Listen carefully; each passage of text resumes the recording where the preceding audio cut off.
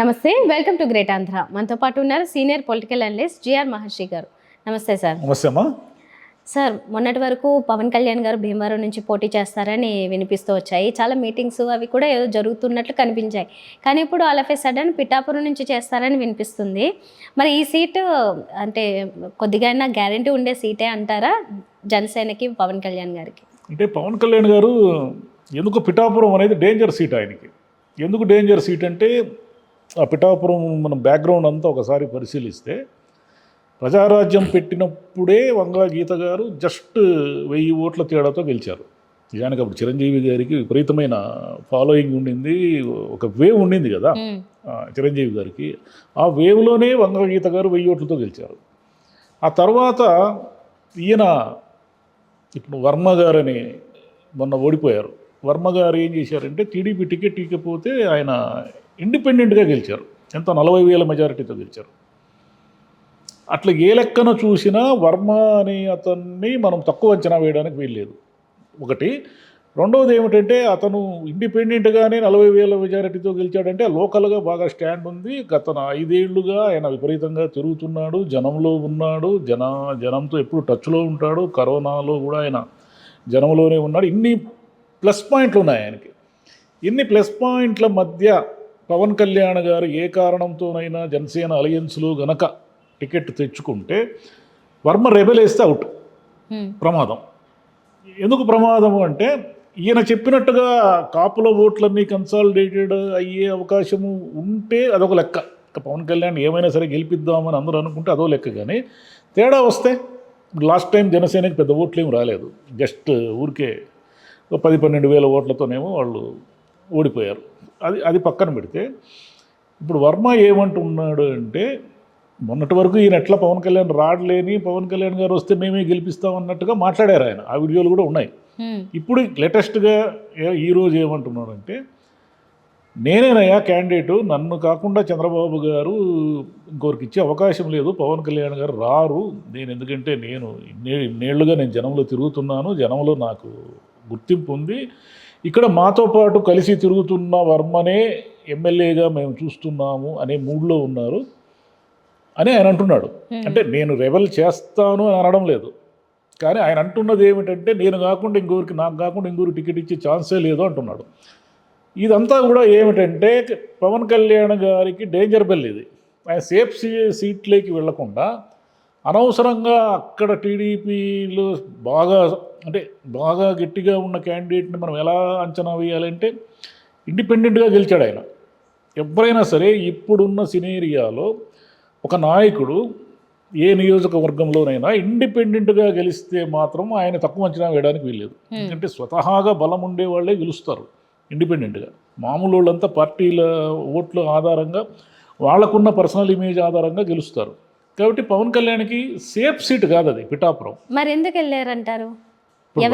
వార్తలు అయితే పిఠాపురం అని వస్తున్నాయి. దాన్నేమీ పవన్ కళ్యాణ్ చంద్రబాబు కన్ఫర్మ్ చేయలేదు.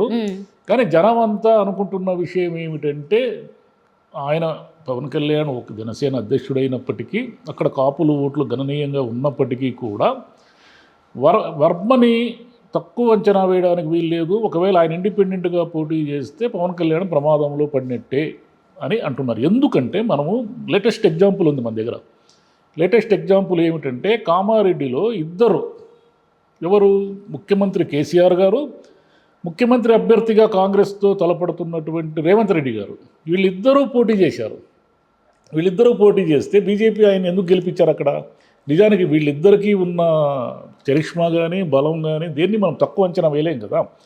మరి బీజేపీ అభ్యర్థిని అక్కడ ఎందుకు గెలిపించారు అంటే ఆయన ఎప్పుడు జనంతో టచ్లో ఉంటాడు.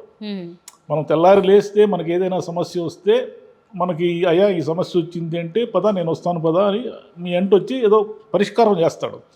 కేసీఆర్ గారు కానీ రేవంత్ రెడ్డి గారు కానీ వాళ్ళకి ఎప్పటికీ అందుబాటులో ఉండరు. వీళ్ళు ముఖ్యమంత్రులు కావచ్చు, గెలిచింటే ఈయన ఉండేవాడు లేదా ఆయన అయ్యాడు కాబట్టి జనము చాలా లాజికల్గా ఆలోచించారు. లాజికల్గా ఆలోచించి ఇద్దరు ముఖ్యమంత్రులను ఓడించేశారు. కాబట్టి వీళ్ళతో పోల్చుకుంటే పవన్ కళ్యాణ్ వీళ్ళు ఎప్పుడూ గెలుపుబాటులో ఉన్న నాయకులు కేసీఆర్ కానీ రేవంత్ కానీ. ఇలాంటి వాళ్ళతో పోల్చుకుంటే పవన్ కళ్యాణ్ ఇప్పటివరకు గెలవలేదు. ఇంకా గీట్రాయ్ లేదు ఆయనకి. ఓహో పవన్ కళ్యాణ్ గారు 1,00,000 ఓట్ల మెజారిటీతో పలానా సీట్లో గెలిచారు కాబట్టి ఆయన ఏం తక్కువ వేయడానికి అని లేదు కదా. మనకు బ్యాడ్ ఎగ్జాంపుల్స్ ఉన్నాయి. ఎందుకంటే బాగా బలం ఉన్నటువంటి గాజువాక భీమవరంలోనే లాస్ట్ టైం ఓడిపోయాడు ఆయన. అవును. కాబట్టి ఆయన ప్రమాదకరమైన సీటుని ఏరికోరి ఎంచుకుని పిఠాపురంలో నిలబడితే వర్మ పోటీ చేస్తే రెబెల్గా ఆయన ఇబ్బందుల్లో పడినట్టే. ఓకే. కానీ ఈసారి మాత్రం పవన్ కళ్యాణ్ చాలా జాగ్రత్తగా ఆచితూచి ప్రతిష్టాత్మకంగా తీసుకుంటారు కదా. అంటే లాస్ట్ టైం అసెంబ్లీకి ఆయన పంపించలేదు, ఈసారి ఎలా అయినా గెలిచి తీరాలి. ఎందుకంటే ఆయనే గెలవలేదని ఇప్పటికీ వ్యంగ్యంగా మాట్లాడే వాళ్ళు చాలా మంది ఉన్నారు కాబట్టి ఎలాగైనా చాలా సీరియస్ తీసుకుని గెలిచే స్థానాన్ని ఎంచుకుంటారు. గెలిచే స్థానాన్ని ఎంచుకుంటారు, ఎంచుకోవాలి కూడా. ఆయన సేఫ్ సీట్ ఎక్కడో ఒక చోట ఏదో ఒక సీట్లో ఆయన పోటీ చేస్తే అది సేఫ్. ఆయన భీమవరం కూడా సేఫే ఆయనకంటే అక్కడ ఉన్న మాజీ రామాంజనేయులు అని ఆయన కోఆపరేట్ చేస్తే, రామాంజనేయులు గారికి అంజిబాబు అంటారు ఆయన్ని, అంజిబాబు గారికి ఇండిపెండెంట్గా పోటీ చేసి గెలిచిన రికార్డు లేదు కాబట్టి ఆ సీటే సేఫ్. లేదంటే ఇంకొక సీట్ ఏదైనా అంటే ఆయన ఈజీగా గెలిచిపోయేది. ఎందుకంటే పవన్ కళ్యాణ్ని ఈసారి గెలిపించాలని అనుకుంటారు ఎవరైనా, ఎందుకంటే ఓటు టీడీపీ జనసేన రెండు చీలిపోకుండా ఉంటాయి కాబట్టి పవన్ కళ్యాణ్ ఈసారి ఓడిస్తారని నేనైతే అనుకోవడం లేదు. కానీ ఏరికోరి డేంజర్ సీట్లోకి పిఠాపురం లేకపోవడం మాత్రం రాంగ్ స్టెప్ అవుతుంది ఆయనకి. ఆయన ఒకవేళ కోఆపరేట్ చేశాడు అనుకోండి, వర్మన రెబెల్గా వేయకుండా ఓకే నేను పవన్ కళ్యాణ్ని గెలిపించడానికి ఫిక్స్ అయ్యాను అని కానీ అంటే పవన్ ఈజీగా గెలిచిపోతాడు. ఎందుకంటే వంగా గీత గారు గతంలో 1000 ఓట్లతోనే గెలిచారు, దొరబాబు గారు లాస్ట్ టైం మంచి 14,000 ఓట్లతో గెలిచారు. కాబట్టి ఏ లెక్కన చూసినా అన్ని బలాలు కలగలిస్తే పవన్ కళ్యాణ్ వర్మ ఇద్దరు గెలిస్తే వైసీపీకి డేంజర్ సీట్ అది. ఓకే. కానీ కలుస్తారు లేదని మనకి ఇంకా తెలియదు. ఆయన కూడా కన్ఫర్మ్ చేశారు. వర్మ గారు మాట్లాడుతున్న పద్ధతి బట్టి చూస్తేనేమో ఆయన వదులుకునేలా లేడు. ఎవరైనా తమ సీట్ని ఎందుకు వదులుకుంటారు? 5 ఏళ్ళు జనంలో పనిచేసి తిరిగి అపోజిషన్లో ఇప్పుడు కరోనా వచ్చినప్పుడు ఆయన అక్కడ పిఠాపురంలో అందుబాటులో ఉన్నాడు. ఎందుకంటే అది మనకి న్యూస్ ఉంది కదా, కళ్ళ ముందు కనిపిస్తూ ఉంది కదా. కాబట్టి అందుబాటులో ఉన్న నాయకుడు, ఇన్నాళ్ళు తిరిగి ప్రజలతో టచ్లో ఉన్న నాయకుడు హఠాత్తుగా ఎవరు వచ్చేస్తే తమ సీటును త్యాగం చేసేసి నేను రేపొద్దున ఎమ్మెల్సీగాను ఉంటాను అని అనుకుంటారని అది రాజకీయాల్లో ఎంత ఈజీ కాదు. ఎందుకు ఈజీ కాదంటే ఒకసారి పరాయి నాయకుడు వచ్చి ఎమ్మెల్యేగా తిష్ట వేసేస్తే ఇక ఆ సీటు లోకల్ వాళ్ళకి ఎప్పటికీ రాదు అనే ఒక భయం ఉంటుంది. హిందూపురంలో అదే జరిగింది. ఎన్టీఆర్ గారు వచ్చి ఎప్పుడైతే పోటీ చేశారో అప్పటి నుంచి ఇప్పటి వరకు ఒకసారి దానికి గ్రాఫ్ అంతా తీసుకుంటే అక్కడున్న లోకల్ వాళ్ళకి పెద్దగా టీడీపీలో పెద్ద అవకాశం రాలేదు. అప్పుడెప్పుడు రంగనాయకులు గారిని ఒకరిద్దరు చేశారు తప్ప ఈ మొత్తం స్పాన్లో అక్కడున్న స్థానిక నాయకులకి ఎవరికి ఎమ్మెల్యే అవకాశం రాకుండా, ఎందుకంటే ఒకసారి పెద్ద నాయకులు వచ్చి అక్కడ తిష్ట వేసేస్తే కుప్పంలో కూడా అదే పరిస్థితి. చంద్రబాబు గారు ఇంకా ఫిక్స్డ్ సీటు కాబట్టి పులివెందులైనా ఫిక్స్డ్ సీట్లు కావడంతో ఏమవుతుందంటే ఇంకొక నాయకుడు ఆడ ఎమ్మెల్యే అయ్యే అవకాశమే లేదు, వీళ్ళే ఉంటారు ఎప్పటికీ. ఓకే. ఇంకా లాస్ట్ టైం అలా పవన్ కళ్యాణ్ ఫిక్స్ అయ్యాడు అనుకోండి పిఠాపురానికి, ఆ వర్మ పరిస్థితి ఏంది అప్పుడు? అది ఇక్కడ ఉన్న లాజిక్.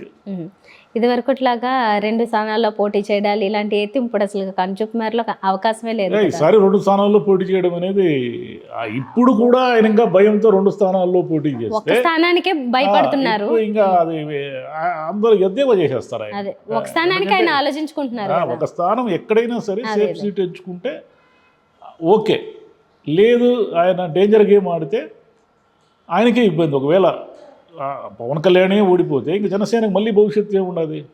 అప్పుడు ఎప్పుడో రాజోల్లో ఆయన గెలిచాడు, కానీ ఆ గెలిచిన ఆయన కూడా మళ్ళీ విభేదించాడు, జనసేన నుంచి వెళ్ళిపోయినట్టే. అట్లా పార్టీకి ఒక ప్రాతినిధ్యం లేకుండా పోతుంది. 10 సంవత్సరాల తర్వాత కూడా పార్టీ ప్రాతినిధ్యాన్ని తీసుకోలేకపోతే ఇక ఏమి పార్టీ, అది ఏమి నాయకత్వం అంటారు? కాబట్టి అదైతే ఈసారి రిపీట్ కాదు. ఏ లెక్కను చూసినా ఆయన ఎంతో కొంత స్టాండ్ అవుతాడని అందరూ అనుకుంటున్నారు. చూడాలి మరి. ఓకే సార్, చూద్దాం మళ్ళీ ఇంకా ఫైనల్గా అసలు ఏ సీట్ని ఖరారు చేస్తారో. ఎందుకంటే వైసీపీ ప్రకటించే స్థానాలు ఫిక్స్ అయ్యే వరకు వీళ్ళు బయటికి చెప్పదలుచుకోవట్లేదు కాబట్టి. ఏముందమ్మా, పెద్ద నాయకులే భయపడితే ఎట్లా? ఇప్పుడు లోకేష్ చెప్పేశాడు మంగళగిరి అని, కానీ ఏమైతే అదే. ఇప్పుడు రామకృష్ణారెడ్డి గారు కాంగ్రెస్ నుంచి మళ్ళీ ఇటు వచ్చారు. నిజానికి అక్కడ లోకేష్కి థ్రెట్టే కదా, కానీ ఆయన ఏం మంగళగిరి నుంచి షిఫ్ట్ కావడం లేదు. ఏమైతే అదేంది మంగళగిరిలోనే పోటీ చేస్తానంటున్నాడు. అలాగే ఉండాలి. ఒక నియోజకవర్గాన్ని ఏదైనా ఎంచుకుంటే అది ఏమైనా సరే. అంటే లోకేష్కి ఉన్న ధైర్యం కూడా పవన్ కళ్యాణ్కి లేదంటారు. ధైర్యం అంటే లోకేష్ ఆ మంగళగిరిని ఫిక్స్ అయ్యాడు, అక్కడ నుంచి అతను మార్చుకోడు. ఇంకా ఈయన ఏమిటంటే కన్ఫ్యూజన్లో ఉన్నాడు. ఒకరోజు భీమవరం అంటారు, ఒకరోజు పిఠాపురం అంటారు, రేపు ఏమంటారో తెలియదు, మళ్ళీ గాజువాక పోతాడో ఏమిటో తెలియదు, మనకు అంత కన్ఫ్యూజన్ ఉంది అది. కాబట్టి ఆయన కన్ఫ్యూజన్ రాజకీయాల నుంచి బయటకు వచ్చి తనకంటూ ఒక నియోజకవర్గాన్ని ఎంచుకొని, అంటే ఈయన టచ్లో ఉండడు కదా. ఇప్పుడు గాజువాకలో ఓడిపోయాడు, భీమవరంలో ఓడిపోయాడు. ఈయన భీమవరం ప్రజలతో కానీ గాజువాక ప్రజలతో కానీ నిరంతరం టచ్లో ఉండి మీకు ఏమిటి సమస్య, మీకు నేను ఉన్నాను, ఓడిస్తే ఓడిచ్చారు ఏమవుతుంది, ఈసారి నేను మళ్ళీ పోటీ చేస్తాను, మీకోసం ఉంటాను అని ఎప్పుడు ధైర్యాన్ని ఇచ్చాడు, ఎప్పుడు హామీ ఇచ్చాడు. ఈయన సినిమాలని అదని ఇదని తిరుక్కుంటూ ఉంటే అక్కడ ప్రజలకి ఎంతో ఒక అటాచ్మెంట్ ఉండాలి కదా. గతంలో తిరుపతిలో కూడా చిరంజీవి గారితో ఇదే జరిగింది. చిరంజీవి గారు తిరుపతి ఎమ్మెల్యే అయినప్పుడు తిరుపతి ప్రజలు ఎవరికైనా అందుబాటులో ఉండేవాళ్ళు కాదు. దాంతో ఏమైందంటే తిరుపతిలో కూడా ఇట్లా పరాయి నాయకుల్ని గెలిపిస్తే మనకు డేంజరు అని అక్కడ ఉన్న లోకల్ నాయకుల్ని గెలిపించడం స్టార్ట్ చేశారు. ఏ నియోజకవర్గంలోనైనా ఆ నాయకుడు అందుబాటులో ఉంటే అటాచ్మెంట్ వేరే ఉంటుంది. అంటే ఆయన ఏం పని చేస్తాడు, మనకు వెళ్ళంగానే మన పనులని చేస్తాడా చేయడం అనేది కాదు. ఏదో ఒకటి ఎమ్మెల్యేతో చెప్పుకోవడానికి ఎమ్మెల్యే అందుబాటులో ఉండడం అనేది చాలా పెద్ద ప్లస్ పాయింట్ ఎవరికైనా. రైట్ సార్, చూద్దాం సార్ మరి ఫైనల్గా ఏ స్థానం ఫిక్స్ అవుతారు. థ్యాంక్ యూ థ్యాంక్ యూ అమ్మా.